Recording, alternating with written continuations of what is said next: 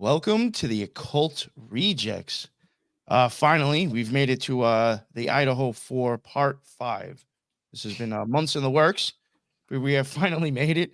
And Ron will be here eventually. He's having technical difficulties and just wasn't trying to hold up the show much longer, so he will be joining us eventually. But in this episode, we also will have a different guest joining us. I'm sure most people already know who she is from listening to the podcast and watching this channel.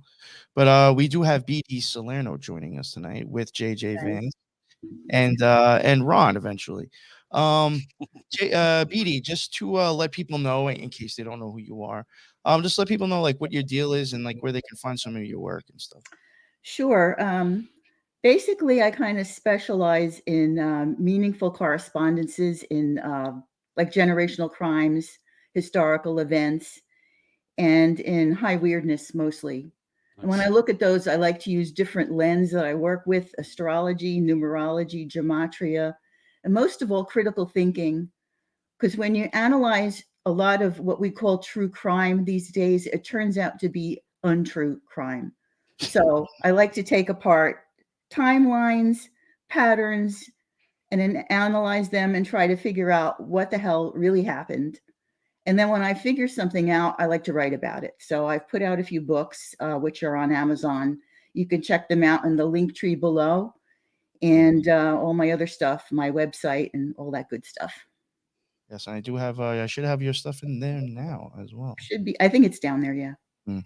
And thank you very much for coming on again. I really enjoy every time you come on the show. It's Me always too. Me too. fun. JJ, let everybody know what's up with you, my man. Howdy, folks. JJ Vance here, host of Operation GCD podcast. I put it there in the description. Help folks out there. It's a shenanigan infused journey into the mind of this particular garbage can dude. I like to discuss, topics of occult nature, mainly cults, but of some occult nature as well, and true crime, obviously, like we're discussing today.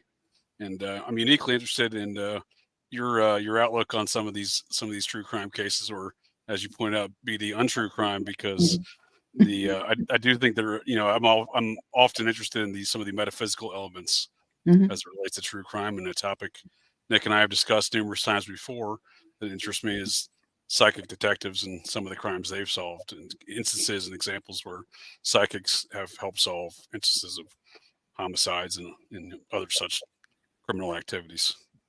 So it's certainly, I think your forensic astrology is something I'm definitely interested in hearing Mm-hmm. more about, BD. And I'm looking forward to the conversation, Nick. Great to have a conversation. Appreciate the invite Always, back. And always, I'm yeah, looking forward to this Idaho conversation. Whenever Ron joins us, I'm looking forward to having Ron here, but yeah, for sure, yeah, should yeah. be a That'll good be cool. conversation, and I'm looking forward to it. Yeah, and just Me for too. people, so I don't have to ask Ron when he comes on, I'll just plug his show now. I mean, hopefully he makes it. But Ron, Wicked Planet, Ron from New England. I'm sure everybody knows who he is from Wicked Planet podcast, and his links are in the bottom, I think, now as well. So yeah, definitely go check that out. And all right, so again, the Idaho 4 Part 5. Um, it's been a while, and one thing that I do find unfortunate is there really hasn't been any breaks in any evidence or stuff like that. But I do still think there is interesting things to still toss around and talk Oh, well, about. for sure. I mean, Mhm. that's a great point, because the fact that there really isn't any breaks or any evidence or any kind of whistleblowers, that seems to be indicative of a much larger situation here, in the miscarriage of justice in regards to suspect Koberger and the victims. Any justice for the victims and their families. You know, it's kind of mind-boggling, right? I mean, we're a year past the date of his arrest and indictment in the matter that occurred 13 months ago, right? We don't even have there's no 911 call that's ever been released. The police Mm-mm. have the police have been cagey from moment one about the identity of the caller, the contents of the call, and have failed to ever explain the 8-hour time gap to any degree whatsoever. Right, Right. between the alleged time of the crimes, the homicides, and the actual 911 call. So those three elements combined, just right there in the 911 call, and the fact that none of that, like, that's all been sealed off. There, I mean, outside of a few instances, there's been very few other college students, very few other townspeople talking about it, right? The fact that they're on 11 discovery requests from the defense and still fighting, even though there has been some leeway with gaining access to the DNA evidence and how they built the genetic tree, they're still playing lots of games with that within the state as far as blocking it, right? So they're not being forthcoming with that. They're just doing, more games with it. They're saying, oh yeah, we'll give you this part, but we're gonna take away this part. And like, wait a second, you just gave us the other part. So they're trying to move pieces around a board instead of just being like, well, here's the evidence, right? And there shouldn't be a chess match going on between the defense and the prosecution just for discovery, right? Like the way they use that discovery and the evidence and the information, that's the chess match. It's not the access to it, right? And they're still, again, 13 months after this man's arrest, still almost 14, really, still doing this game. And it's really mind-boggling to me that, like, if you think about it, I personally would expect there to be some release of, like, let a neighbor next to the murder home saw a flurry of activity going on in front of the home that morning. There's never been a social media post. There's never been a photograph, cell phone photograph, nothing. And there hasn't been one kid that wanted attention and came out and said that they knew something, even if they made it up. Right. And it seems to be a point of fact, at least from the evidence I've seen and from the conclusions I can draw, it seems to be a point of fact that there was, in fact, a large volume of active communications that morning on Snapchat and text messages amongst the Greek students, the Greek life, the sororities and the frats of University of Idaho and Washington State University. So that in and of itself shows, like, the widespread nature of communications, right, that occurred before the 911 call, and like nothing is coming out from that, really, right? These kids are so frightened to talk about that for some reason. They know something internally to the college students, especially within the Greek life. They know better, right? They know better. For some reason, they know better, it seems, to talk. Because, for example, I'll draw a relative comparison to another fairly high-profile, not really homicide, but the 4 deaths, or I think it was 3 deaths of 3 men in Kansas City recently. They died. I think they overdosed and died in the cold out back of their friend's house. Their friend is a very connected vaccine scientist. It's funded by Bill Gates and the Clinton Foundation. So I'm not saying that's precisely how he skirted charges, but in all likelihood, that's probably how he skirted charges, being a connected scientist to some powerful people, right? Because he didn't get charged even for the giving, any matter whatsoever. He's no charges whatsoever. However, upon the initial phone call of the men's deaths by one of the men's family members, it's fiance or something like that, to 911, police responded. They did handcuff the guy, right? The homeowner, the vaccine scientist guy, or the resident of the home. I think he rented, but he was handcuffed, standing in his boxers in a robe, holding a wine glass out in front of his house.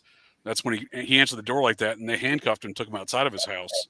And the only reason I know this is because neighbors took photographs and posted them online. And no neighbors took any photographs, no cell phone videos. Nice. You know what I mean? Of this Idaho situation, right? Pardon me. So I find it extremely odd, just relatively speaking, comparing the two circumstances.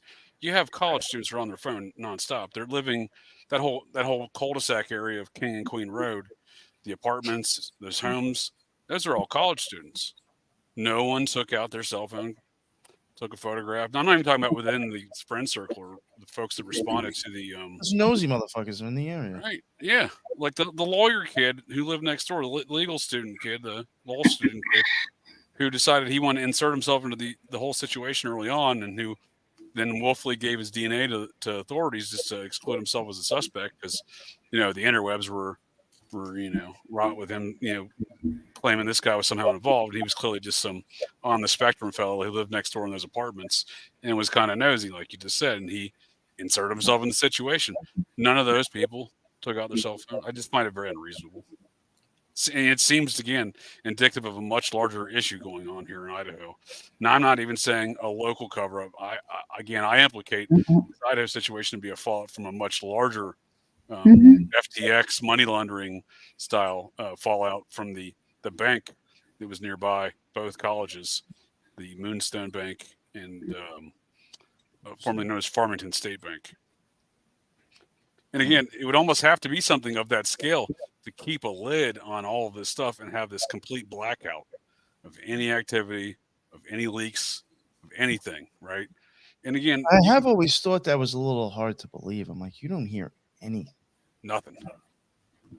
And the Like, stuff I'm you do hear is surprised complete nobody's nonsense, even right? like nobody. I mean, I guess you did have that guy, one dude, Justin guy. I don't know if you remember a while back, was like kind of like popping around in like the true crime community, and I think like supposedly had all this info. I think he made it on a few people's shows. Like he was making shit up to get attention. Sure. But like I just it's just weird. Like you don't even hear anything. Like people aren't even like making up bullshit stories to try to get. I mean, unless like put it this way. I mean, YouTube channels may be doing that, but you don't have people coming out and saying they're from the area and they saw something, you know. And how do you explain that blackout of all that kind of, the just total censorship of it, right? Like what level of power is causing like a blanket censorship over the whole situation, from the cell phone videos to any leaks?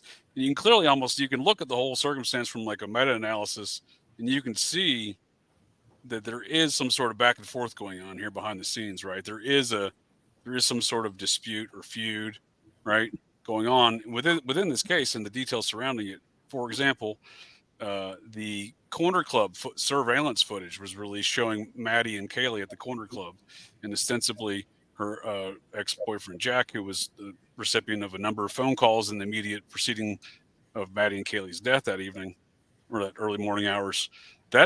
No one really knows where that surveillance footage got leaked from, right? It just so if you look at it, kind of going back to look at the original details back in December 2022, right? You can see, looking at the details, that the police are creating this completely ridiculous narrative, right? This is Thanksgiving time frame, right? Mhm. And this is after they've already called it an isolated targeted attack immediately, and they've created this completely preposterous narrative. The town, quite honestly, from my assessment and analysis, the townsfolk there did not believe, right? They weren't buying any of this junk, right? And they were questioning the police's activities, and then they ceased having public press conferences, right? The Thanksgiving time frame. The whole thing was a mess, right? And all of a sudden, this Corner Club footage gets released, right, from the third party. Gets released to the media. The same thing happens again 2 weeks down the road when they're putting out this new narrative about the vehicle, the 2011 to 2013 white Hyundai Elantra they were originally looking for on December 7th of 2022, and that was announced. Which again, looking at the details now, makes no sense because they had already identified Coburger on the 28th of November, according to the police reports, the investigatory documents.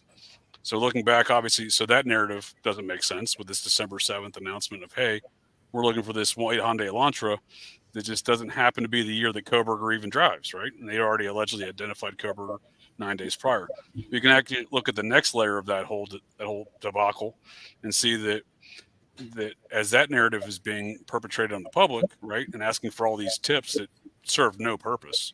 22,000 tips, I believe, is what they claimed to have received at one point.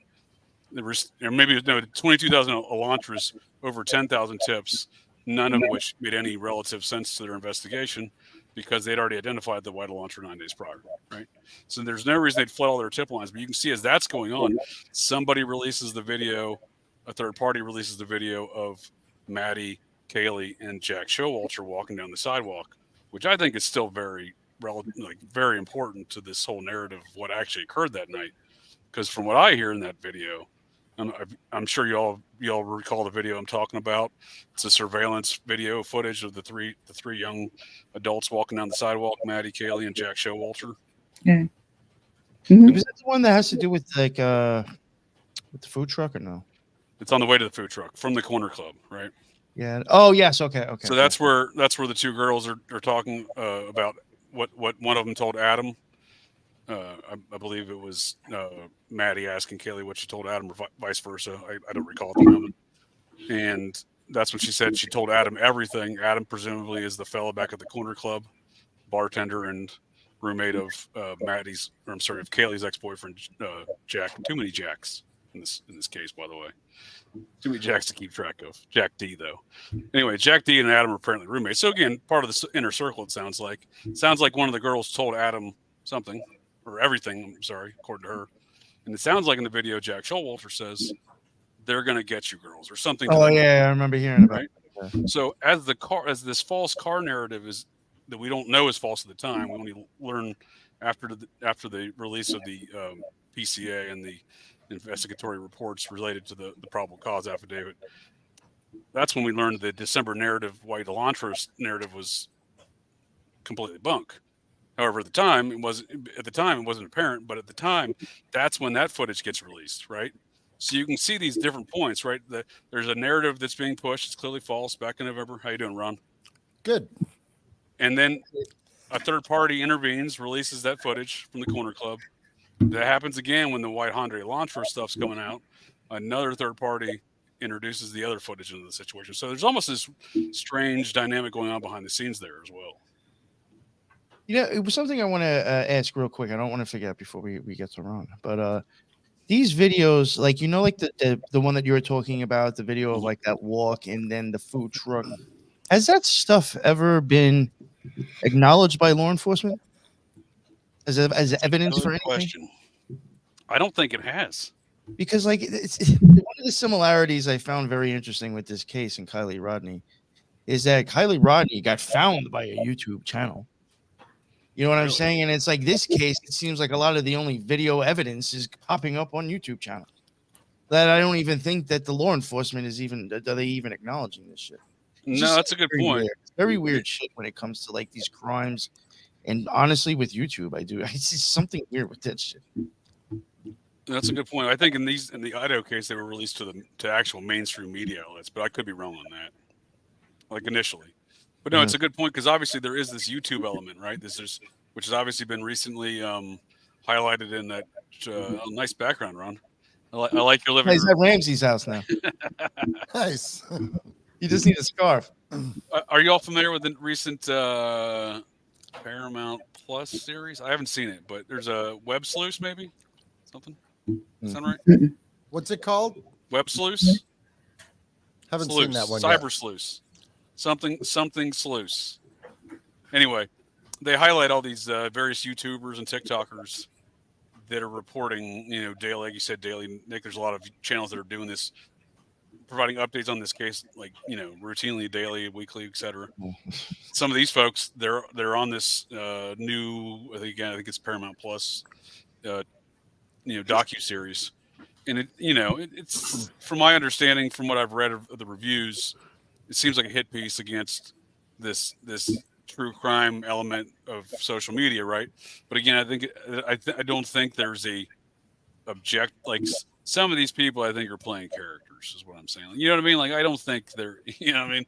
There's a lot of that I thought with problem Kylie. reaction solution type environment, right? Even like the girl who like spoke, I think, and like did something. I forgot what it was. Maybe it was like a remembrance or whatever for Kylie Rodney or I think she was like trying to get people together for the search party. She's on a YouTube channel popping up, and then you get this chick that like literally worked for the government. Her name was Zanime. That worked for the government and like was even in NASA. And like on her YouTube channel, her first video is showing you what she does. She even says like, this is what we do. And it was like running a drill. It was like running like a fake scenario. That's what they do, is run fake scenarios. That was her job. So you have this chick that's like connected to NASA and the government, like now all of a sudden popping up, saying was in the area and giving all this like new information. And it's just like, suspect. You just wholeheartedly believe everything that comes out of this girl's mouth. Yeah. Very weird. Well, one more point to the YouTube elements of social media elements of the Idaho 4 situation. I think it was covered, if I remember reading in the review, I think it was covered in that new docu-series, the Cyber Sleuth, I think is what it's called again. Anyway. Yeah. Is that nice? Yeah, I just looked. I'm sorry, JJ. I don't mean to cut you off, but it is a show on Paramount Plus called Cyber Sleuths. There you go. No, you're fine, Ron. Highlighting the Idaho murders. And not to kind of interrupt you, JJ, but I feel as though that a lot of these agencies, from the FBI right down to local police and law enforcement, they don't like the idea of people like doing true crime series. Oh, for sure.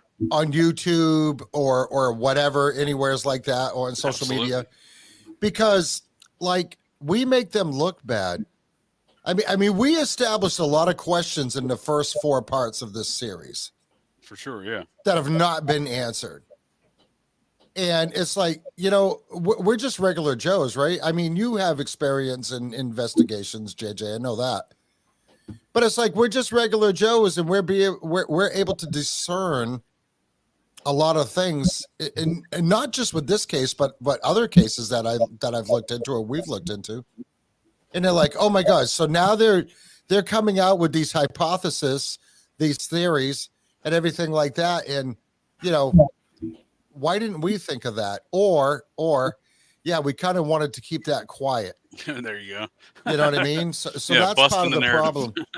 Yeah, but I'm gonna have to look into that Cyber Sleuth. I didn't even, and I have Paramount Plus. I never saw that. Oh, nice. But I think anyways, I think it's new. Yeah, I think it's new. yeah.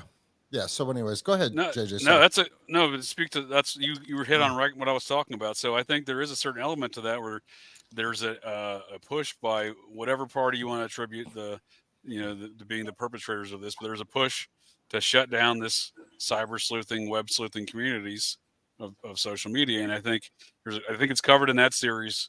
It happened in I don't know, November, December, January, early on in the aftermath of the Idaho 4 homicides. There was this woman, I believe she was out of Houston, Texas, somewhere in Texas, maybe. She started going on her TikToks, I think, maybe YouTubes, and doing tarot card readings to solve the Idaho 4 case. And she was accusing a history professor, I believe was the head of the history department at the University of BD. That's what I'm talking about, right? It's a crazy situation, right? Like, just looking at that woman's videos, did you think the lady was being like honest and objective? She seemed like she was playing a character to me, but like, what were your thoughts, BD?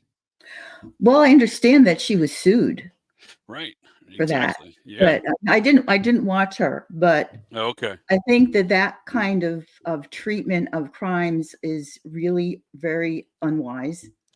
Okay. And especially to name names. She named a professor. It was, you can't get a name out of a tarot card. I read them too. I never got a name out of mine. So it's just, I don't know if it's how much of it is a ploy for attention, or she feels like she's doing some kind of misguided service. But I just think that was really, it hurts us all when you have people going out on limbs like that. Sure. Kind of paints a broad brush of us all as some kind of, we're not taking it seriously.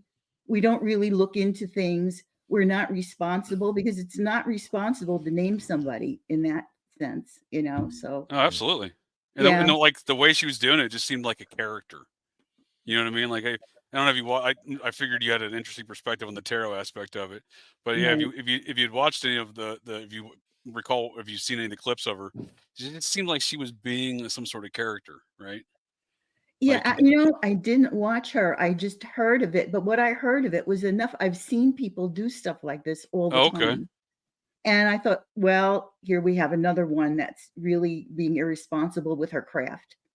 And so then I heard that she was sued, and I was like, well, that makes sense.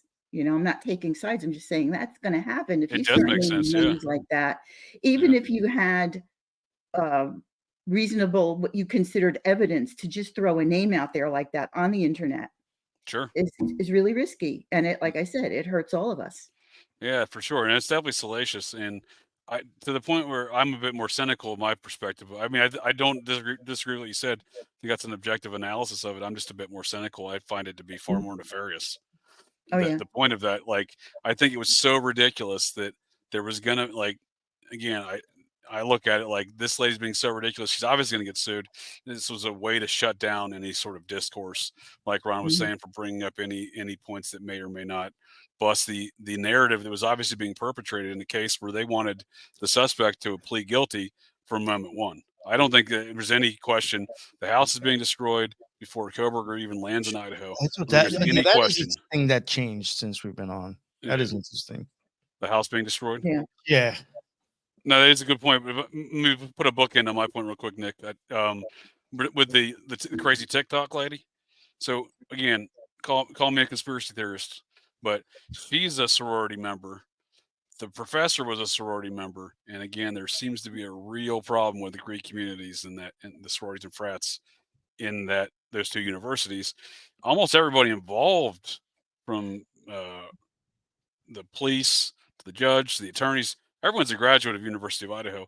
Lots of them, many of them, are also sorority and frat members, including like the president of the university, I believe numerous. I don't know if it was Fry or one of the other leaders in the police department there. There again, there's, I think Ann Taylor's even a sorority member out of the University of Idaho. Yeah, so I'm just saying, like, not only is there there seems to be this rampant Greek culture element to this case, but again, there's numerous examples of the Greek culture being involved in the drug trafficking there. I just think all of these elements combined, there's it's more to that tale. And again, I think that the shutting down the discourse of the true crime community on the interwebs, I think that was targeted. Oh, you're in a hospital now. He's the coroner. Nice. Yeah, I don't know if it was the coroner. I forget, but is that Kathy Mabutt who's in the Lions Club? Oh yeah, my butt. Yep. And that's a Yeah, I strange do find that dynamic there. interesting too. Like, she's technically in a Masonic fraternity. She's Yeah. also a private defense attorney and a coroner at the same time. If I could interrupt here for a second, Oh, JJ, yeah, please. I was going to get to you. stats on Yeah, the absolutely. on the fraternity stuff. 44% of on-campus students are in a fraternity or sorority. That's almost half. Wow, I didn't know it was There that are high. more than 24 Greek organizations throughout the university. Of the population, the entire population of the university, more than 1/5 are members of Greek societies. Holy So I smokes. thought that was pretty significant. Yeah. And No, that is some actually, good- when I get to my analysis, Greek is all over the place. It's just Nice. taken over. I like it, BD. That's some good numbers. I'm a numbers person. I like that. I didn't realize it was that high. I didn't either. When I saw almost half, Yeah. and that's just on campus, and that's relevant because what That's was gotta on be- campus was where everything was buzzing. You think Yeah. that's Right after the that's gotta murders. be a moneymaker then too? Like, they're Oh they're Yeah.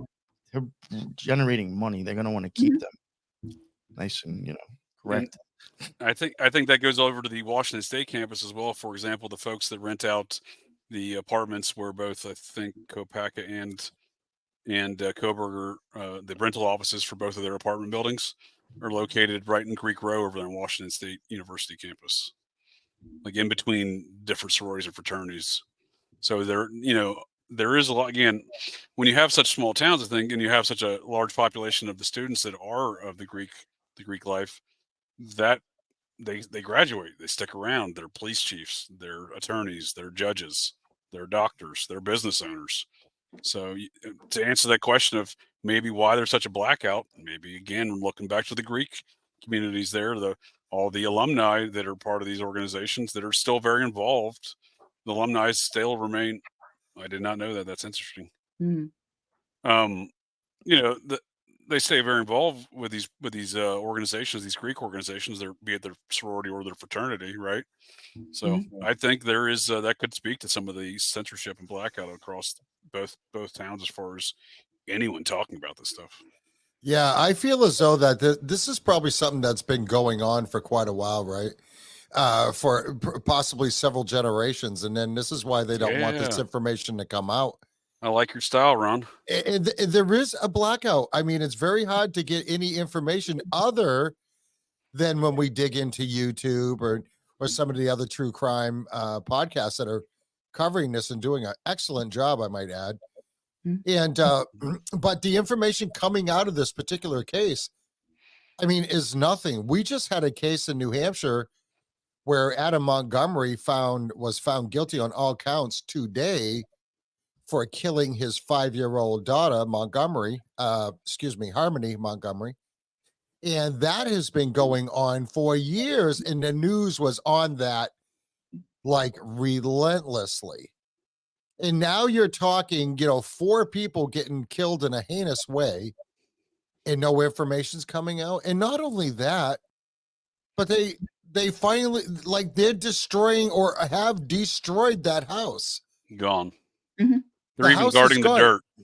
Right. But the point is in any type of trial, and I think we have said this in previous episodes on this series, they got to take jurors to the scene of the crime. For sure. Well, the scene of the crime is gone now. That's destruction of evidence, in my opinion. No, I don't know how right. I don't know how they got clearance to even do that. Like if you get killed or you have a crime in this state and it involves a motor vehicle, that the state of New Hampshire takes that vehicle and impounds it until it's said and done.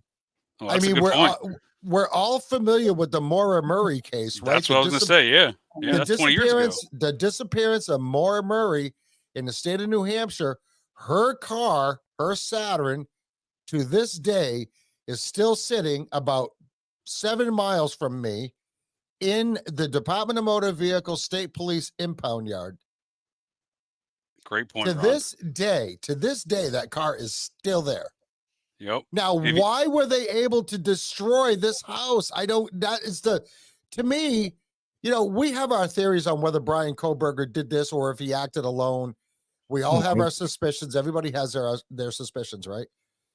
This is the biggest deal as far as I'm concerned. Like getting rid of the house and the evidence, that to me is way worse than like when we talk about the touch DNA, the disappearing knife sheath that we've talked about relentlessly, the bullshit DNA evidence, and then where's the camera footage? Who was the Uber driver or the DoorDash guy? Who was this? Who was that? We should have already have had this information like 6 or 9 months ago, but we're not getting it. It was before you got here, Ron, but I'll fill you back in. Great points. Where's the 911 call? We already discussed that a little bit. Yeah, I mean, we have no details, no caller, no detail. Like, I suspect a lot of things about why that's not been released. However, it's odd that it hasn't been released, and they've been so cagey. The authorities have been so cagey even discussing it. Yeah. No, that's the other thing too is why it took so long for them to even get like a trial going, right? The whole withholding of evidence, the holding back of discovery. Yeah, I always. I mean, why is that? Why did that take so long? And now why is it relevant, right? Like if you have the evidence, they played word games when it came to they kept on seeming to want to prolong shit. That was very weird to me. What's the purpose of blocking discovery? If you have the evidence, you got to give it over, right? Like there's got to be a purpose behind it. So obviously it's a nefarious purpose, right? Like there's no interest of justice involved with blocking discovery 11 times. Well, it's almost like they were waiting to compile more evidence. Well, that's a good point. They actually have done that. There are search warrants that have been issued for various things from dating back through the summer into the fall. So if Kohberger's the guy that had it locked up back in January, why are you subpoenaing cell phone records, bank accounts, social media in June, July, and August? Yeah, I think the biggest mistake the prosecution made was that's a good point. Was actually charging Kohberger as quickly as they did. Sure. Because I mean, we talked about this before. They had this locked down, right? Like they know this is our guy. Yep. Right. Based on like really sketchy evidence. And it's almost Hoping like a dream, apparently. Yeah, he's the patsy, right? He's the patsy. Yeah. So if he was involved, he might have had a small role. He might have done it, but he didn't do it. There's no way this guy did this by himself if he did in fact do it, right? Sure. And this is why they had, we have enough evidence, so we're going to arrest him. We all know, anybody that's listened to this series or followed this case knows the chain of events that has happened, right? And now when it got down to the point of withholding discovery, until Kohberger gives us his alibi, and Kohberger's lawyer was withholding the alibi because they're waiting. Nobody wants to lay their cards on the table on this. Nobody. Yeah, nobody. And to this point, like nobody's really laying their cards on the table. Nope. And that's what leads me to believe that, they wanted to lock him down. So now that he's the person of interest, he's the suspect, he's actually been arrested and charged, right? So now we have to make the evidence fit. Yep. And if the evidence we have now doesn't fit, well, we need to go find more evidence and make that fit. When the whole time this actually could be a massive, massive conspiracy with who knows how many people, could be hundreds of people involved. or hundreds of people that actually know went down if we start bringing in the theories about the drug trafficking, the human trafficking even. Yeah. We don't know what these chicks were doing on the side, right? I mean, we do know there was some OnlyFans accounts involved here. And these other questions that we have, and it's like, okay, so if that's the case, and even the parents coming out and now weird things are happening, even with some of the things that the family members are saying or refusing to say, like a lot more people know what's going on here than they're letting people know, right? So, for sure. That to me, it puts a monkey wrench in the whole deal, for the prosecution. Yeah, but the prosecution, they can't backpedal at this point, right? Right? No, for sure. No, they're all in. They can't back out. They're all in. They're all in. They're all in. They're there. They're on full send. And I just really don't know how they're going to pull this off. I really don't. So at this point, Kohberger could be guilty, but if they keep going down the road that they're going, this dude's going to walk. Oh, he should for sure. Yeah, I mean, and if there's any justice at all, they should definitely walk. No, and with regards to the FBI being involved, they famously for years have had an internal joke to the FBI, something to the effect of, it's easier to prosecute a guilty person, but they'll prosecute an innocent person. It just takes longer. Well, there's plenty of people sitting on death row that are innocent, right? So yeah. Well, again, the FBI has been involved in every key aspect of this case. They're the ones perpetrating what I like to call this magic show against Kohberger, where they're trying to say, look at this shiny object over here, and kind of a magician's distraction, when in reality, the right hand, they're doing that over here, and the right hand, they're just shit. It's just shit. You know what I mean? That's the product of their show. Because I mean, the footage of the car, this no one has any idea of what footage they have of this car, not even Kohberger's own defense attorneys. Right. Yeah. So when the FBI analyst later changes his analysis to make it fit to Kohberger, right, squeezing that evidence in, make it fit to Kohberger, can they ever prove that? Right. They won't release these videos. I'm sure they don't want to, and they probably won't unless the court somehow forces them to.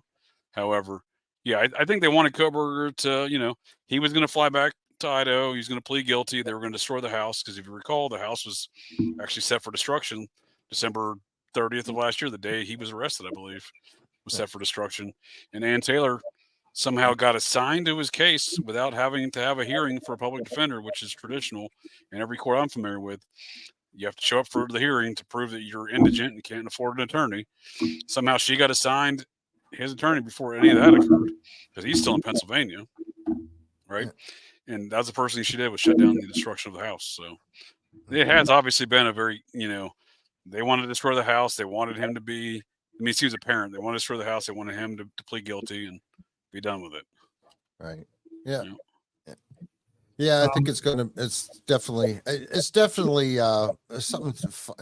something funky going on here, for sure. Super funky, yeah, for sure. I hope everybody likes I was getting kind of busted on for my living room, so I said, well, I'll just step into my coroner's office. I like that. I like that a lot better. That's a good one, man. Yeah, that's a good one. If you guys don't mind, I want to kind of move over into, I'm also thinking this might get a little conspiratorial because there is a Brent Kopecker birth chart in here too. So I like it. Yeah, this could get really interesting. But BD, in case people don't know, she has been on the show before, and she does like her own thing with birth charts, and I rather think that it's rather impressive. So she had a couple that she wanted to add to the show, and just real quick, what was it with this case, BD, that actually got you interested in it? Because I know you kind of look at things in an occult aspect, as I would, just in a different way. Right. The first thing that grabbed me on day one were and not to make a shameless promotion of my work on Richard Speck, but the first thing that really got to me were all the similarities between this case and the case of Richard Speck, who was convicted of murdering 8 student nurses in Chicago in 1966, which I spent 3 years studying and researching and put out my book last summer. Right off the bat, there are 11 things And now in that case, I pretty much proved that the narrative was completely constructed and it was false. And he did not commit the murders. What I looked at was the timeline of the narrative, and I compared all these, police reports and trial testimony. Well, in this case, you have somebody, supposedly some lunatic, entering a student dormitory, brutally slashing these 4 kids to death and leaving very quickly. And I thought, oh no, they said that Richard Speck did the same thing, but he took 4.5 hours. But he overcame 9 student nurses, and there were no defensive wounds on any of them. And he got away with it. He didn't get away with it. He got out of the house after 4.5 hours of being there, which is ridiculous. So I thought, here's a case where they're saying these people were knifed very quickly. Now, in his case, he overcame 9 people who were knifed also. It made no sense. Also, they were student nurses in a dormitory setting. These were students in a dormitory setting. The knives in both cases were never found. Oh, nice. There was a surviving witness. Her name was Corazon. She supposedly hid under a bed during the assaults, and she proved to be completely unreliable. As in our case, we don't even know what the 2 witnesses have to say or what they may have claimed happened. Yeah. There's confusion with the timelines in both cases.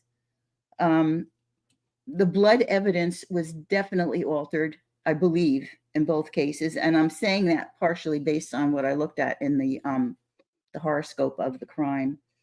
And it's weird. In both cases, there was a food delivery during the attack. Oh, wow. You had a DoorDash, which led me to think of another crime I worked on. But anyway, you had a DoorDash around 4 a.m.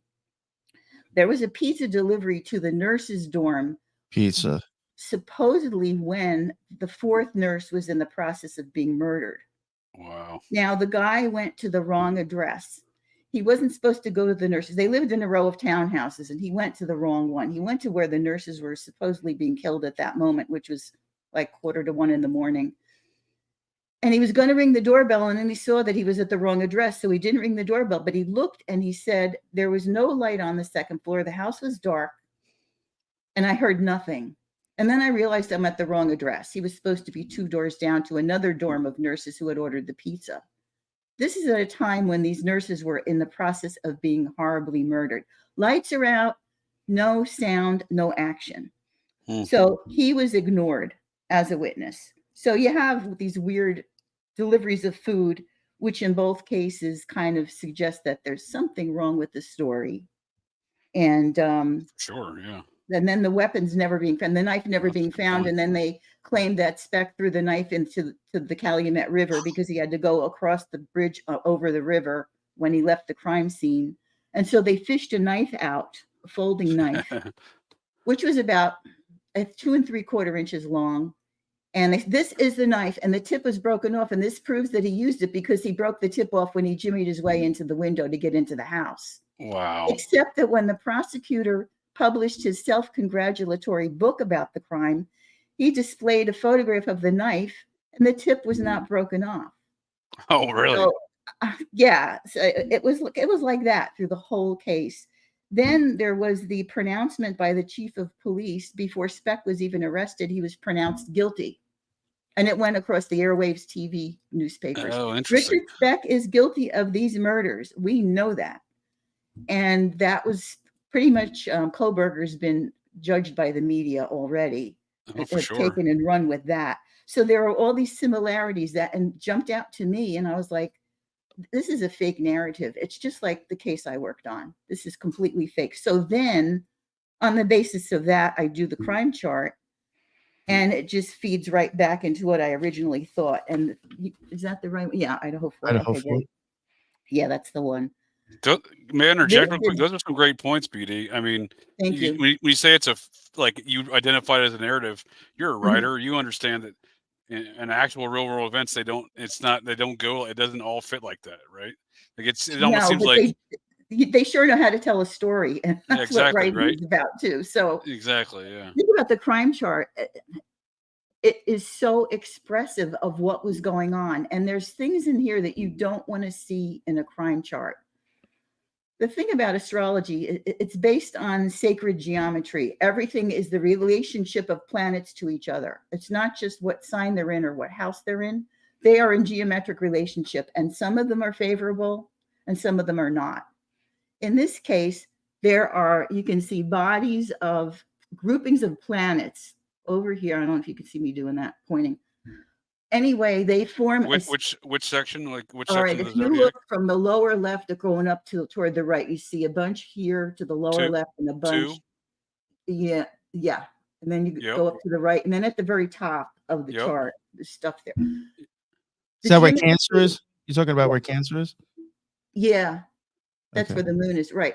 Yes. It forms a triangle. I meant to draw it on the chart, Nick, before I sent it to you, and of course I forgot and I didn't make the drawing. But anyway, that So- relationship is telling me, and the reason I don't want to see it in a crime is it means this was a massive collusion of many moving parts. Oh, And they nice. all worked really well together because it's a favorable sacred geometry between these planets. There are a lot of actors in this, and it was a very successful enterprise because we still don't know who did it. We think the guy did it who probably didn't do it. We don't know what happened with the witnesses. And so what is telling me, there's emphasis on houses relating to finance and banking. And in the way they are Nice. connected, that's telling me money laundering big time, not Oh. a kid breaking in and killing 4 kids. This is a massive operation, and it's hugely covered up, and it's Nice. connected to drugs and possibly sex. And I'm talking about mega because of the configuration of the planets. It's a big deal. It involves a lot of parties. We don't know. And here's a very interesting thing. You can see the victims in a crime chart. You can also see the perpetrators. This suggests to me 2 perps. But the really weird thing is the representative of one of the perps is going in an apparent backward motion. And in astrology, that's very significant. It means it's not functioning properly. Something's going wrong with this person. And actually, the motion is bringing the planet into the house of murder and into the house of death. And that's happening within a month of this crime. And it's suggesting that the person is military or law enforcement. And so it's telling me that one of these perps has possibly died within a month following the crime. Interesting. Now, one of the people mentioned that kind of you touched upon in the last couple of discussions, Brent Kopaka, died on December 15th, and that's 3 weeks afterwards. I'm not saying he did it, he was involved. I'm just saying the timeline of what happened to him, his chart, and this chart, there are strong connections. It may mean nothing. This could have been a chart of somebody that lived 100 miles away. But what I'm saying is there are connections to people like him. And what happens in this is that there's a way of looking at, I use a lot of ancient techniques from like the Arabs and the Greeks. There's something called the Arabic parts. Those are like locations of between certain planets that have certain energies. And the Arabs used it. It's been used for hundreds of years. And I use it sometimes, and it's scary because it's accurate. The exact opposite to his planet is the Arabic part of suicide. Mhm. And when I look at his chart, there's a possibility of some sort of incident like that, maybe forced, I don't know, maybe in some kind of arrest situation, what have you. But it's so tight to the part of suicide, I can't ignore it. So that's telling me that possibly one of these people is no longer with us. The rest of it, Scorpio, Taurus, switching places in the chart, that speaks a lot of money laundering at a high level. And we have filling out the bottom part on the right, massive movement of drugs and trafficking. Mm. And it's very clear to me. I don't have any doubts about what I'm saying here. This is as clear as day. In fact, at the bottom of the chart, which rules the house that this took place in, is the planet that rules destruction. And the house was destroyed in December, this past December. The house was physically, literally destroyed. And the chart is telling me that's Pluto right on the cusp of that house.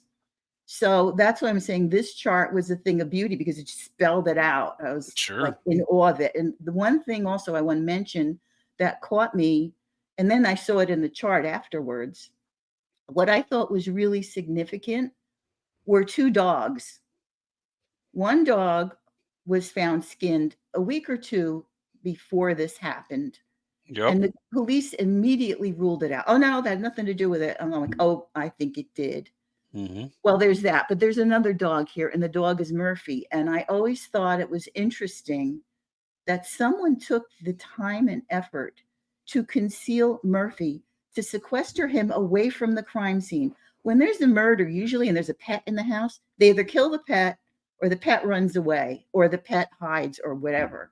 Yep. Somebody cared enough about this dog to put him aside.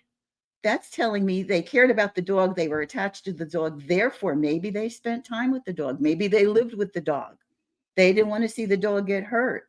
It's also telling me that they knew something really horrible was going to happen, because they hid the dog away from being hurt. They hid the dog away from the activity.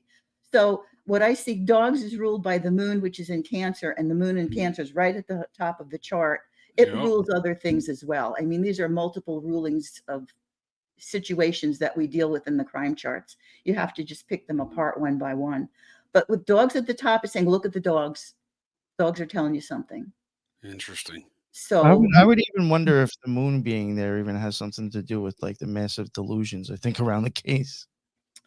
Yeah, because the moon could be kind of like dreams or illusions, you know. Lunacy.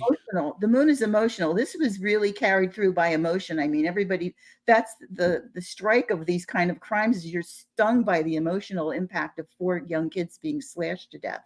For sure. And that clouds your judgment. It takes you forward into maybe not being completely rational or objective about it.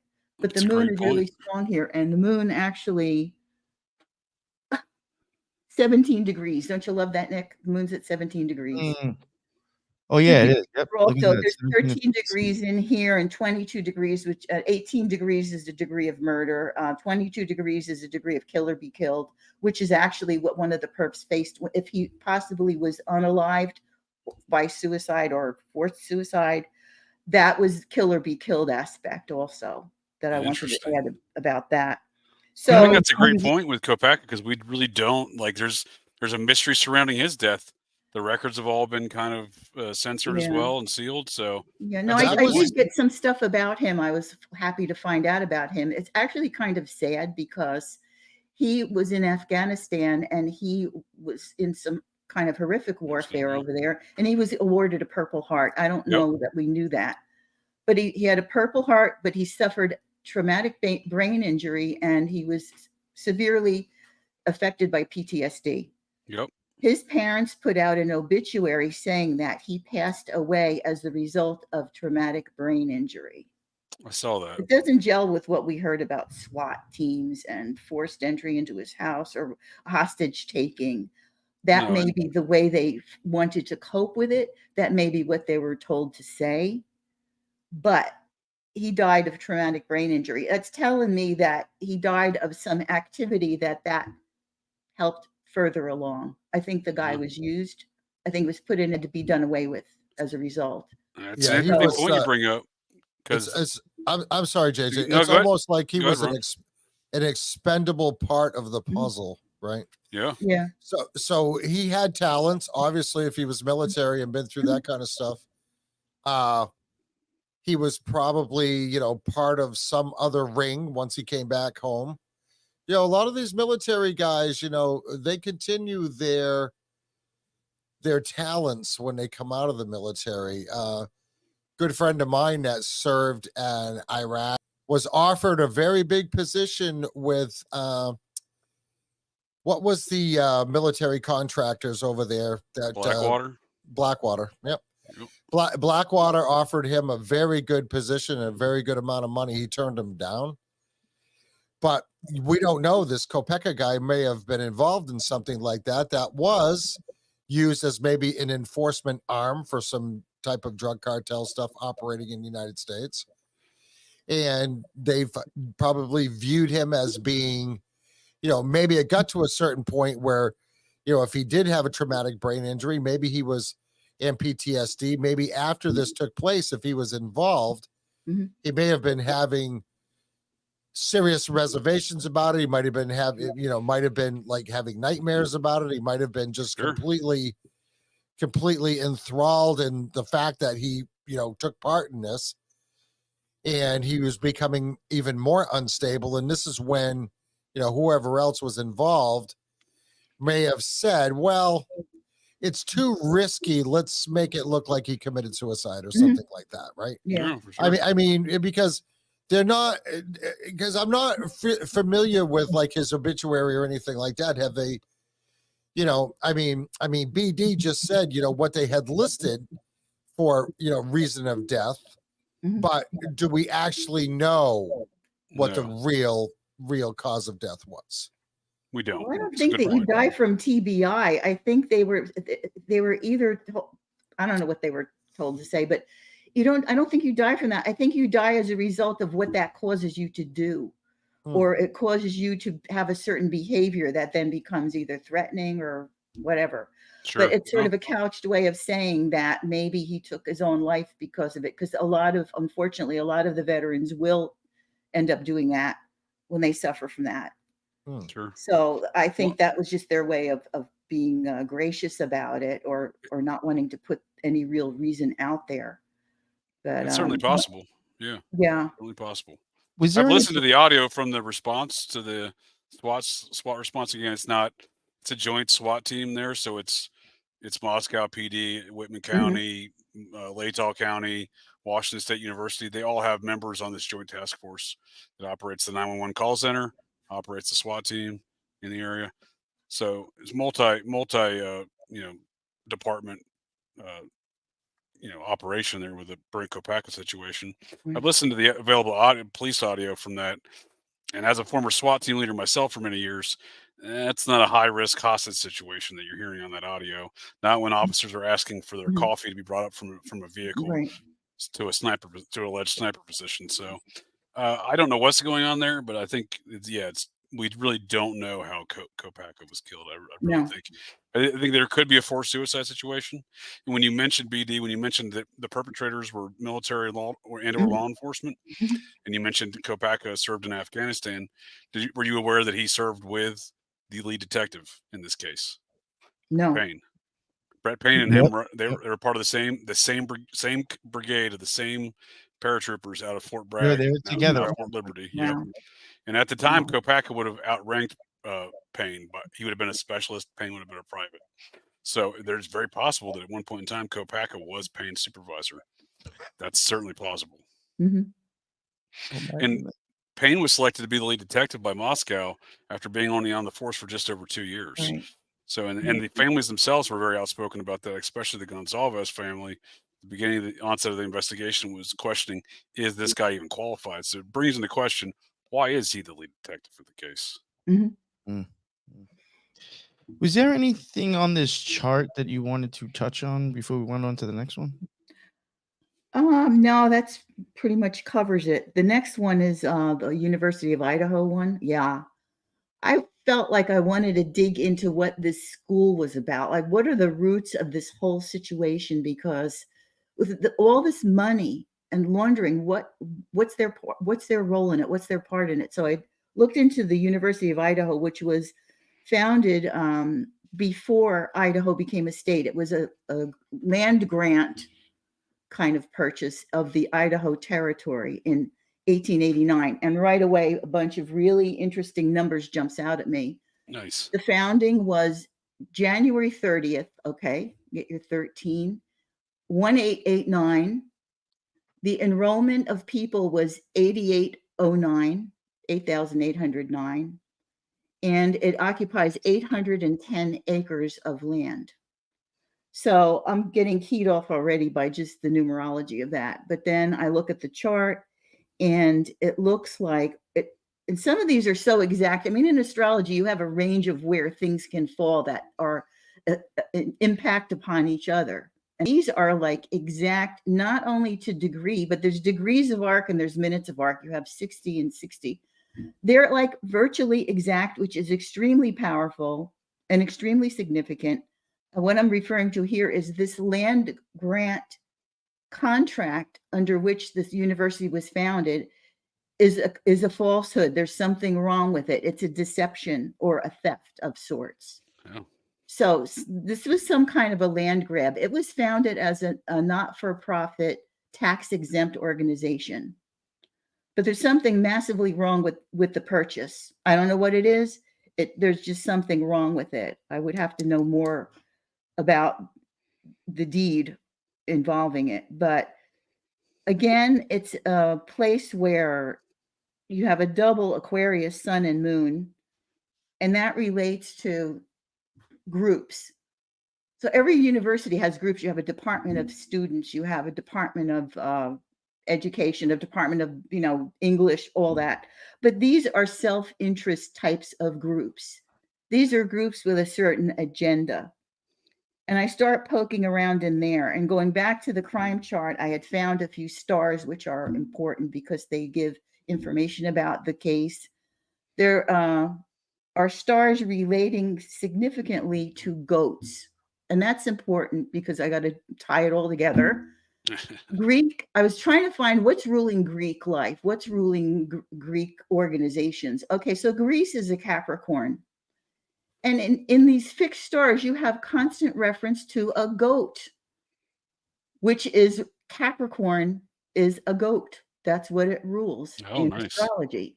So I'm looking at goats, and then you have Oculus fixed star, the eye of the goat. There's another fixed star, the heart of the goat. I'm like, this is going Greek. So I'm looking more at the institution of the University of Idaho, and their newsletter is the Argonaut, referencing Jason and the Argonauts, which is a Greek myth. And the story of which was that Jason was sent out on this quest to capture the golden fleece and bring it back, except it was supposed to be a suicide mission. He was supposed to be killed because supposedly nobody could rescue this fleece. Yet he had help from a maiden who fell in love with him, like all these myths, that's how it works. And she helped him and he came back. He got the fleece and he came back and he was successful. But it's a reference to a suicide mission. So there's some suggestion in this school of either sacrifice or of somehow, ruling over things through these Greek societies. And I find a lot of reference to that as well. Also, the purpose of this school, the founding, it was definitely based on money. Back then, they weren't doing trafficking the way they do now, but there are ample references in both charts for the murders and the school to poisons, i.e. fentanyl, drugs that are lethal. Nice. Whatever sold that can be lethal is a poison. A drug that can be lethal is a poison. So there's references throughout these charts to stuff like that and to making money through that. And something I want to just add real quick that you had mentioned, and I had noticed this when I was doing like the numerical value of like tarot cards and stuff. And I did actually just recently post it up on Occult Research Institute.org.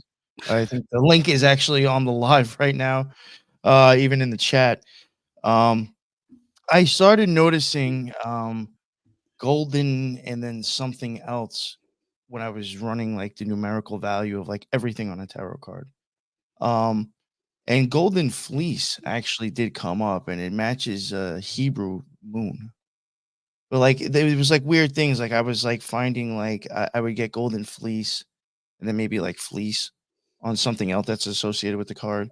I got like golden arches and then arches, golden gate.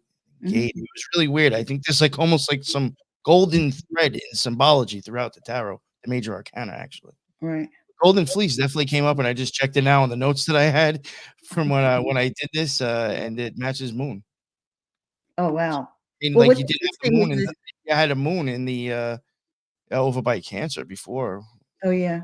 Murders. I mean.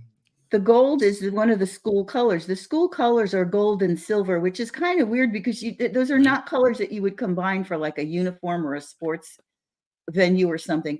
Gold and silver. I thought, are they talking about alchemy? I don't know. I was just going to bring that up. School colors is a little off to me, but anyway. Yeah. Who knows? Yeah, so is their school nickname? The Vandals? The Vandals. Joe Vandal, is the mascot. Yeah. It's a little off, right? I just thought that was all a little bit strange. But they did, and here's another thing. After the murders, they founded another nonprofit organization called 4-3 Education. FOURTHREE. 4-3 Education. Isn't 4 and 3? Don't they have something to do in the tree of life? The 4 and the 3. I think we talked about that the last time I did a live with you guys. Yeah, well, that would be like Chesed. Like makes the 7. Oh But yeah, they call it the 4-3 Education. I thought that was strange too. That's somewhat symbolic, pointing to a 7 number. So they definitely have raised my suspicions about their origin and purpose. I got a question for you, BD, regarding Yeah. the invention of the University of Idaho Mhm. and the Greek aspects you've identified here. Did you come across the Pleiades Club when you did your analysis of the creation of the University of Idaho? Are you familiar with any of that? I am familiar with it. I didn't see it in there, but it doesn't mean it's not in there. Is it now? I don't know enough about some of the Greek mythology, but I feel like Pleiades is involved in Greek mythology to where I certain would have seen it in one of the stars. Let's just I could have missed it. I mean, there's so much stuff in here. I don't always get all of it. I just like to grab what's most relevant. Oh, no worries. No, it could. Yeah, no. There's a star in here that references Pleiades constellation, which is at the end of Taurus, and that's another one. The goat is in there, but then Taurus, the bull, is mentioned. Interesting, because the Pleiades Club, where Pleiades is located, I think in the nose of the bull, something like that. Part of the constellation of the Taurus. That's what the Pleiades are. Right. Interesting. Right. Okay. Yeah. Yeah, because from what my understanding, the university was founded. The wife of the founder and first president of the university, along with the spouses of 12 other the original faculty members, those 13 women founded something called the Pleiades Club, which was a very integral kind of social situation, maybe a cult club associated with the university. So yeah, I don't know enough about it, or the Pleiades or the club, but it seems interesting to me as far as the onset of this town and the university. Right. Well, they like to stick to the Greek classics a lot. I mean, with the Greek alphabets of all the organizations is a good start right there. Mm-hmm. And this is the connection to Greece. And I had to dig a little bit for it, but it was pretty much not far under the surface. Nice. Especially with Capricorn all over the place, and Greece being a Capricorn and ruled by Saturn, which was very strong in this chart and very destructive. So they are using these organizations not with good intentions. Sure. Yeah, and as far as the poison portion of your analysis there, and regarding like the current drug situation there, I think that's a great point. However, I often wonder how far back that goes within the history of this town and the university, given the time frame in 1889 when it was established, given the sparsely populated area even today in that region, let alone back then, and the thoroughfare from Canada. I suspect that town was along the prohibition bootlegging routes to the west. Yeah, because it could refer to alcohol as well. Yeah, I think certainly. Yeah, it's the same representing planet with alcohol, could be drugs, poison. They all fall in the same category. For sure, and that kind of speaks to Ron's earlier point with the generational corrupt nature of whatever the hell's going on in Moscow, Idaho. I tend to agree with him. I think it could very well go back to the days of Prohibition, if not to 1889. They were making money off it well before drug trafficking became a powerhouse of a moneymaker. Nice. But it's still like in the crime chart, the reference to banking, money, special interest groups. That's great. I love it. Yeah, it's all there. It's sort of following the same blueprint under which they were founded. Yeah, I mean, so maybe this has been a corporate franchise of sorts since day one. Sure, could be. Yeah, absolutely. Yeah, because also what I should have mentioned in the other chart was the very strong emphasis on the money of the university. The resources of the university are highlighted in here pretty strongly. So their money's flowing through them. I don't have any doubt about that. Yeah, it's probably through all the Greek stories. Yeah, that's 24 societies. It's a lot of money changing hands. Yeah, but also to that point, they did buy the University of Phoenix. I'm sorry. Oh, go ahead, Ron. Yeah. Well, I found an interesting chart when I looked up the University of Idaho. It's a land grant school, and what I find interesting with that is that a total of only 1% of Native Americans attended this school. And like Dartmouth University or Dartmouth College up here, which is an Ivy League school. Everybody's heard of Dartmouth. That's also a land grant school. And that was set up for basically just for Native Americans to go there. But we have here, and they're talking the economic diversity of the school. 65% are affluent, meaning, they got money, versus 35% of low income. 76% of the student body is white. Wow. So, and everything else is very low. Hispanic 11, foreign national 3%, Asian 2%, Black 1%, Native American 1%.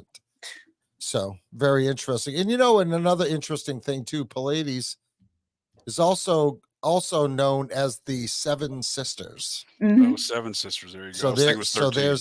So there's the 7 again. That's a good point. Yeah. Interesting. Yeah, and getting back to the colors, the gold, right? Because the gold is coming up in some of these charts, the golden fleece and some of the things that you folks have been referring to. Gold is a very strange color for a school color. I mean, gold and silver don't go together as colors in any way, on a uniform or on a flag or what have you. I just thought it was strange. I thought it was reference to alchemy. That's all. First thing that came to my mind. Sure. Yeah. There was one point I did want to make further about the monies, and I wanted to pose a question to you guys that you might know better than me.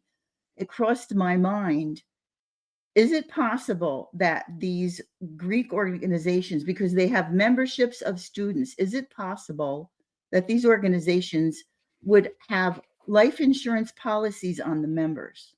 Oh, yeah, for sure. The executive members, because some of those students maintain the purse strings. There's some of those students hold bank accounts in the millions of dollars. Yeah, because there's such an emphasis on money and banking and insurance. And I thought, what if they insured kids die from hazing or they die in an accident. In this case, they're murdered. The university's still going to collect on it. Yeah, you're right now. Yeah, you're right. Yeah, so I thought that, because of the emphasis on money in these charts, I was like, how can they be turning this all around? They're laundering for sure. I have no doubt about that. But I thought, they could be making money other ways. Kids die in hazing, they collect a policy. Kids get murdered, they collect on the policy. No, there's definitely an element to that. No loss financially through any of this. It's a windfall situation. Yeah. I often wonder that with the home. They just scrapped the home for a donation to the university. But if anything, I would have thought there'd be some sort of insurance policy that would cover some aspect of the value of that home. Well, that was another point that I wanted to make. Actually, the collection of real estate, there's a strong real estate theme going through here as well. Oh, nice. Yeah. When I saw the Pluto on the 4th house cusp, which is the house they were living in, Pluto was complete annihilation. Well, you remember? They're doing something with real estate for sure. They're turning it over. They're causing an upheaval of it, but turning it over. See, wreck something that's so that exactly you can what's buy going it back on. cheap, and then build something that's super expensive on it. That's exactly what's going on, BD. Yeah, there's definitely a real estate grab in play. Remember when I had covered that the first time? It basically looked like one guy was just making an LLC he probably owned the whole area and then broke it up into the houses. So I mean, and he had it registered to a field. A lot of right? weird, there was a lot of land grab, whatever real estate involved. Yeah, like the address that house. Like JJ says, the address that just went to a big old piece of prairie. Yeah, exactly. Which is odd. And it didn't even have a mailbox there, and it wasn't a PO box address either. So that's kind of interesting. So it says here, Greek fraternities and sororities often have insurance policies in place. Yeah, for sure. But specifics can vary. Here's some key points. Life insurance. Some Greek organizations may hold life insurance policies on their members. These policies typically provide coverage in the case of a member's death. So, yeah, especially the executive, like the treasurer, the executives of the fraternity, the president, the treasurer, etc., because they're going to be bonded. First of all, they're not going to let some 21-year-old maintain a $3 million checking account without Yeah. having a insurance bond on any malfeasant activity that goes on there. So yeah, absolutely. That's a good point. I didn't even consider that, but yeah, insurance is obviously going to play a role in all this then. Yeah, for sure. Or can very well play a role. Yeah. I mean, yeah, there's going to be some liability insurance policies there too. I mean, this wasn't a fraternity or sorority house, right? However, again, I think colleges often have policies on their students for liability purposes. Like I don't know the ins and the outs of it, but I'm pretty sure that's a thing. For general liability. Yeah, general liability. Yeah, right? general liability. They also had that listed as well, JJ. Yeah. Yeah, that's a good point there. Was there anything on this with the Brent Kopacker that you wanted to touch on? Oh yeah. Yeah, there is definitely shows something really going wrong with this young man's mind. Manipulation. It could have been the injury, some sort of destructive element affecting his mind, which rendered him vulnerable to outside influences. I've seen that in mind control people as well. And that on the day of the murders, because I checked what was moving around in the heavens against this is his birth chart, minus the exact time. I don't know the exact time, but this is just where the planets would have been. There's a massive betrayal going on. Something happened with this kid during that time where the tables were turned on him somehow. And I'm not saying he was in the crime. Somebody else could have done something totally unrelated, but I'm just telling you the aspects of what was affecting him that day, that week. And being involved in something really nefarious, possibly being betrayed by it. And the military's in here, his distinctive service is in here, but he really did have a brain problem that was very destructive. And in many cases with returning veterans, they're prime, victims for that kind of mental manipulation and behavioral modification when they come back home, depending on, how nefarious an organization they end up in. So he had a lot of really bad stuff going on at that time. And it's not surprising that he didn't survive it. It was pretty rough stuff going on with him.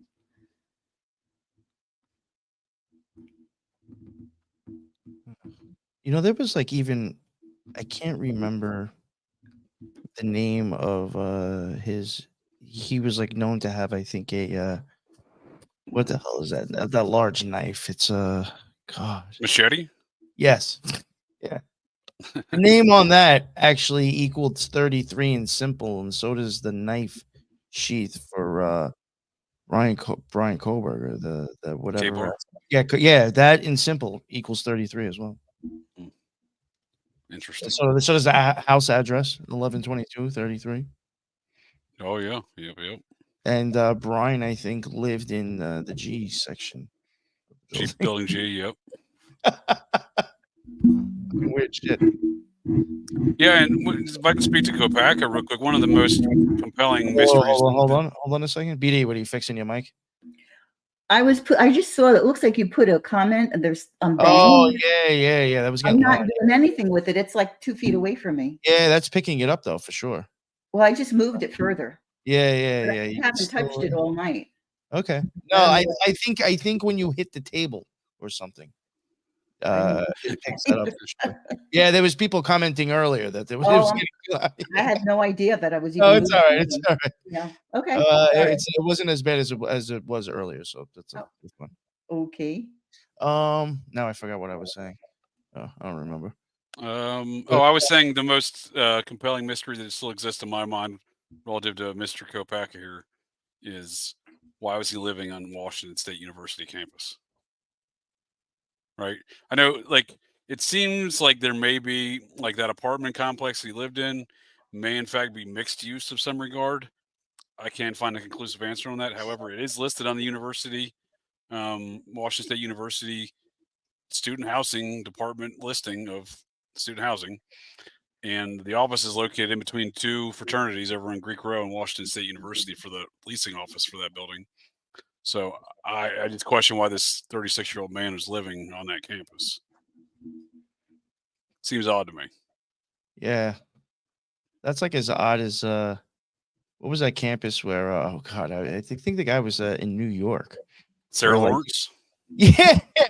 It He's was like, pimping out, oh, he's pimping out his daughter's friends, right?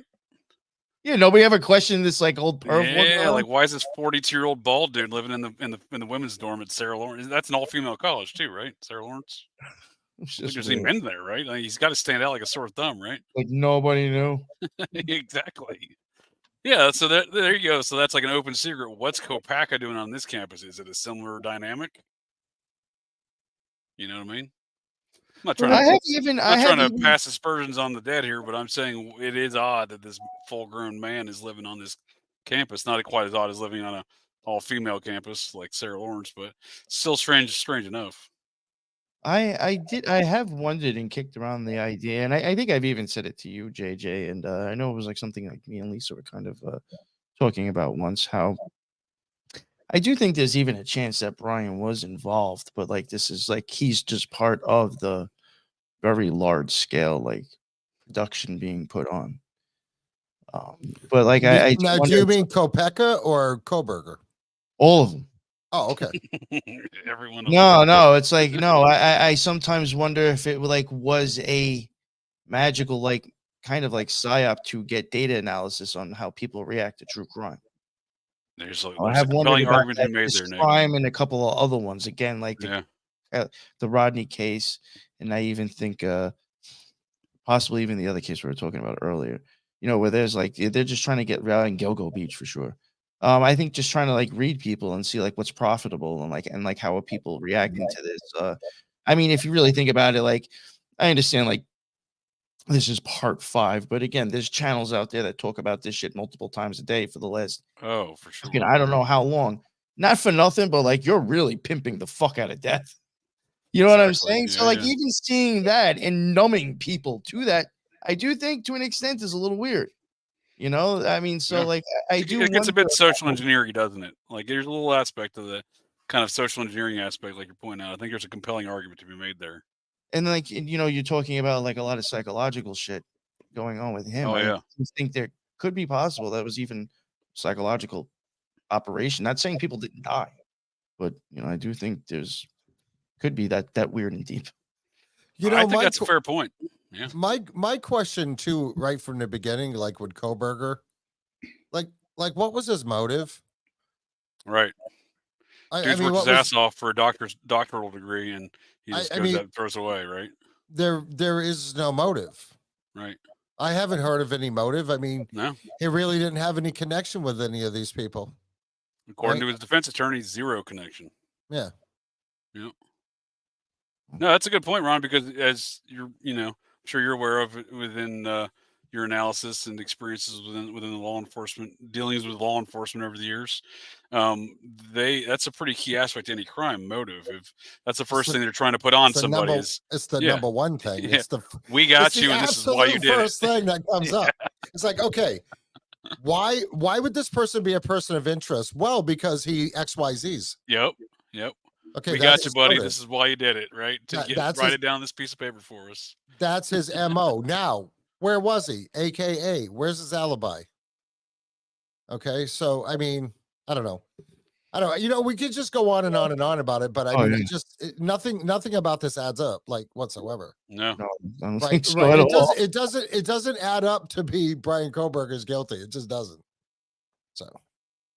No, and it seems only to be snowballing as far as like getting worse. The whole boondoggle seems to be getting worse since the last time we spoke. Like it hasn't improved at all. Like it just seems to be adding on, like piling on this more and more ridiculous nonsense on this case. You know, Right.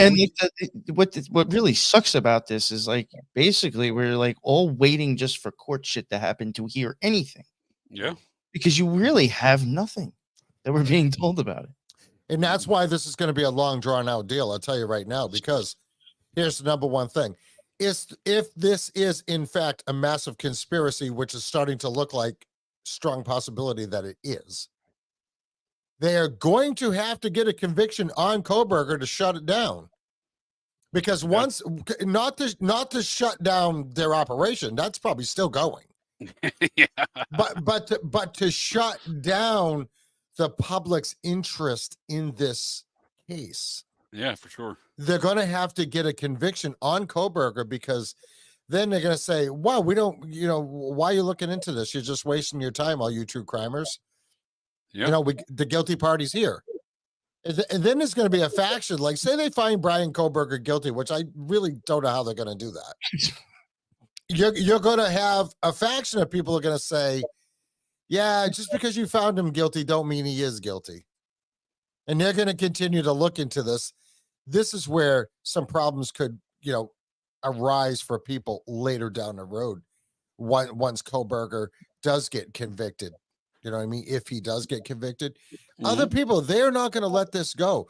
Like, we're not the only ones that think that this is like sketchy, right? Yeah. Oh, for sure. I mean, we're just like regular dudes. I mean, if you go out there, out into the internet and start poking around, there's a lot of people looking into this case. Oh, yeah. And a Big lot of time. people getting together, putting their minds together, come up with a lot of good ideas and a lot of good theories. And then once they have a theory, then they can act on that theory and dig into it even deeper. Like shit somewheres is going to come up. Somebody out there knows what's going on. They know it's part of a huge conspiracy. Mm-hmm. And they just basically wanted these girls to shut the F up. I think you're spot on. Stop doing what you're doing. You're drawing too much attention. And somebody, some way, I mean, we've talked about the parents before, right? Yep. A couple of the mothers, one mother, one stepmother, kind of their nefarious past, right? Mm-hmm. And maybe, we had the theory before. Was this just sending a little warning? I mean, killing people and cutting them up like that, that's not a little warning. That's pretty final. That's like, okay, you crossed the line. We warned you once before. You didn't heed our warning. So now we had to show you what we're capable of. Yeah. Yeah, no, for sure. I think you're spot on, Ron. And Operation GCD stands for garbage can dude, but I also like to say it stands for greatest common denominator, because that's kind of the way I look at things, especially crimes. Yeah. And the greatest common denominator I see in this case is exactly like you said, trying to shut up some girls, perhaps that didn't want to, keep quiet about some nefarious criminal activities. And I think the key aspect to look at there is the greatest common denominator, if you will. Kaylee, Xana, and Maddie all quit their sororities prior to their murder. The I did not know that. surviving roommates were still active members of the sorority. JJ, what about coincidence? No, that's not a coincidence, and that's odd. That's the first time I've heard that. So now there's another hole we got to look into, right? We got to jump down that hole. But there's some stuff going around that a couple of these girls were being trafficked in some way. Is anything like that come up? Yeah, I think I kind of inferred that in recent or past discussions, because my analysis of their social media accounts early on, these women were traveling to various cities across the U.S., Hawaii, Seattle, Los Angeles, Miami, Las Vegas, etc., oftentimes without their boyfriends, oftentimes during the school year, oftentimes how are they traveling with the hotel, their airfare, the food, right? So Yeah, one of their boyfriends even wrote, "I wish you would travel with me." Like, that's a weird comment to make, you know what I mean? So, yeah. And I mean, and then not to mention the cost of that, right? big time. Yeah, that's not cheap. None of that travel. And again, Yeah. they're missing college while they're doing it, so seems So kind of college odd didn't to matter. me. The college didn't matter. Exactly, it was secondary. It didn't matter to them. The making the money or however they Yep. were doing it is the thing that mattered, right? That's the psychology that speaks to me as well, Ron. Yep. Yeah, they could have been bouncing. I mean, look at these cities, okay? Miami, huge area for high-end escorts. Mhm. Same thing with Las Vegas. Vegas, yeah. Yeah, so these girls could have been into some pretty well, I mean, in this day and age, we really can't say it's far out there, because I mean, every chick, it doesn't matter who she is, got a freaking OnlyFans now, right? Well, So- yeah, but So there's it's like they're all making money somewhere, and they use the OnlyFans for hookups. well, you know- that's a good point. That's Yeah, it's you an could have advertising tool, I'm sure, an OnlyFans. I mean, these girls were nice looking girls. They had this particular look about them that would be attractive to a certain man's wants and needs. I And even thought like the way they were portrayed and everything with all the pictures just seemed like too perfect too. It was just very weird. yeah, like, oh, look at all of us pictures. We're just Very regular glamorous. girls enjoying living our best life. Yeah. You know what I mean? Yeah. But you know, if you have an OnlyFans and you got some guy that's subscribing to your OnlyFans that's got a ton of money, they say, listen, let's cut to the chase. Spend a weekend with me, I'll pay you 50 grand. Yep. I mean, we Very, don't very know. We plausible. don't know. That's speculative, like for sure. No, but it's very plausible. But I don't know. I hate And to again, do, there's numerous examples, not just the Sarah Lawrence College. There's numerous examples of sorority girls specifically being pimped out for some sort of prostitution or escort ring. So, uh, yeah, I don't know if they were still going to classes. That's an interesting point. I've often wondered that because Zaina put up her bed about for sale on Facebook about I think 8 weeks before the murder, 7 weeks. So I often wonder if she's still going to classes. I'm not sure. Kaylee didn't seem to be going to classes anymore, and it's unknown if Maddie was. However, the sorority confirmed that Maddie and Zaina had quit during early on in the first semester. When questioned about them after the murders, they said they hadn't spoke to those girls in months since they quit. So selling feet pics, I wouldn't be surprised. Wouldn't I there wouldn't be be surprised. Wouldn't there be some record of their attendance? There should be, but I think so. I think the Idaho University has been driving this narrative behind the scenes through the Moscow PD. They've been very integral. PD picked up a lot of stuff about. Yep, that's a good point. BD picked up a lot of stuff about the money aspects in the charts, and I think one aspect of that I know we haven't discussed in the past, but I think could very well weigh heavily on the whole circumstances and dynamic going on in Moscow, especially at the time of the murders. The university was in the middle of an acquisition, a very contentious acquisition of the University of Phoenix. So contentious, those financial dealings are now under heavy scrutiny by the State Board of Education right now. I actually saw something about that, JJ, where there was an affiliation with the University of Phoenix. They bought them out. Yeah, they bought them out. And they had the bid going on at the time of the murders. The deal was not completely finalized. And again, speaking to these higher financial aspects, the president of the University of Idaho, now the University of Phoenix as well, that Scott Green fella, he's from the world of big global finance. He ran one of the largest. He's a businessman who's not an attorney who ran one of the largest corporate kind of worldwide law firms. So the guy's in that network of power. Nice. Hello from Russia. Nice. Mm. Yeah. So, I mean, a lot of finance going on with these situations for sure. Yeah. And that's interesting because University of Phoenix was just an online school. Yep. I do hate to do this to you guys, but I'm going to have to wrap it up. I do have to get going. No, for sure. Yeah, sorry about that. Yeah, there was even something else I wanted to get into. I mean, like real quick, do you guys know if Kohlberger did anything with psychology offhand? He was enrolled in some type of law enforcement psychology, wasn't he? Wasn't one of his undergrad degrees in psychology? Yeah, I think so. Yeah. There was something that I think that had just to end on that weird conspiracy theory I had before. We had also wondered if maybe he was the one actually running the whole scenario. running the whole visual scenario. Really?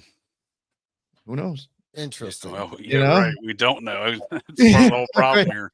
Everybody who was on the show, BD Salerno, Ron, and JJ Vance, all their links are in the bottom. I'm not going to go through the whole thing again. And Ron, I did introduce you in the beginning before you got. Yeah, I'm sorry about the delay. All right, late night at the hospital, Ron. No, I was home in time, and I just I did go out tonight. I had a couple of drinks, but nice. That's nothing for me. I don't get out of the house very much with little G because she was visiting with her mom tonight, and she had her till about 7:30, and so I was trying to get all set up to do the show. And for whatever reason, my equipment at my house does not like StreamYards. Interesting. Oh, I've heard some people have had. Yeah. So I had to go, and I've had nothing but trouble with them Razer Barracuda headsets. I sent Nick a picture of what I did to them. They're broken. I had to go full Mr. Hyde, and but I felt much better, and I'm like, I only live a mile from the studio, so I'm like, you know what? I told Nick, I said, I'll be right there. I got in my car, I flew down to the studio, click, click, bingo, bango, and I'm in. It's just, I should just know better than to try to do stuff from home. Now, do they frown upon you drinking in the coroner's office there? Or is that frowned upon? I was drinking some of the formaldehyde. We get some good grade formaldehyde. That's pretty good. You're really looking to party. Yeah, Wow, yeah, right. And and BD, your stuff is really interesting. I'd like to get together with you sometime. Oh, thank you. Be my pleasure. Super interesting. Thanks. And thank you to everybody in the chats. Hell yeah, yeah. Yeah, you know, we had Teresa, we got Lisa in there, you know, our friends, and then somebody chimed in from Russia. So yeah, thank you. Yeah. This case really has gone international. You know? Yeah, there was somebody else who popped up from somewhere weird recently too. Yeah. Not weird, but just like unusual. And I was like, oh wow, look at that. Yeah, but thank you. Thanks for having me, guys. Of course, man. Yeah, yeah, great combo. Thanks, Nick. Yeah. BD, great analysis on that forensic astrology. I'm definitely a fan of thank you. astrology. Thanks. Appreciate it. And again, thank you everybody in the chat. That is what's up. That's why I go live. I always enjoy it. And if you're catching the live, even a replay, check the chat. There's always some good information in there. And until the next one, everybody be well. Later.